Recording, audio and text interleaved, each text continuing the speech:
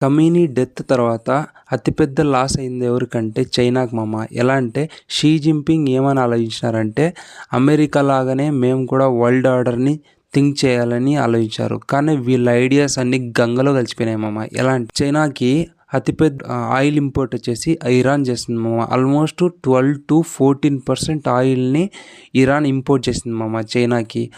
అది చీప్ రేట్గా మళ్ళీ చాలా డిస్కౌంటెడ్ ప్రైస్తో.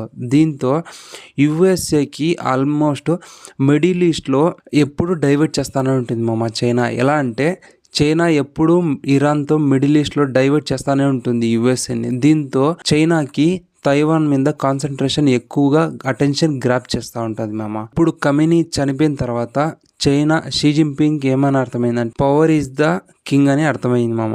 దీంతో చైనా వాళ్ళ తైవాన్ మీద ఫోకస్ ఎక్కువ చేయడము, మోడర్నైజేషన్ని ఎక్కువగా ఇంక్రీజ్ చేస్తూ వస్తుంది మామ. దీంతో వీళ్ళు వెరీ ఫాస్ట్ మోడర్నైజేషన్ చేస్తూ ఉంది. దీంతో వరల్డ్కి ఏమని అర్థమైందంటే చైనా ఎప్పుడు నెగ్లెక్ట్ చేస్తూ ఉంటుంది, అంటే జస్ట్ కండెమ్ట్ తప్ప ఇంకేం చెయ్యదు. ఈ జనవరిలో వెనిజులా మీద అటాక్ జరిగినప్పుడు కూడా వీళ్ళు స్టాప్ చేయలేకపోయినారు చైనా వాళ్ళు. దీంతో ఇప్పుడు ఇరాన్లో కూడా అదే జరిగింది. జస్ట్ వీళ్ళు నెగ్లెక్ట్ చేస్తూ ఉంటారు, అంటే కండెమ్ట్ తప్ప ఇంకేం చెయ్యరు అని అర్థమైంది. చైనాకి గ్లోబల్గా ఇమేజ్ అనేది చాలా డ్యామేజ్ అవుతుందని అర్థమైంది. దీంతో వీళ్ళ పార్ట్నర్స్ని కూడా కాపాడుకోలేకపోయింది మామ.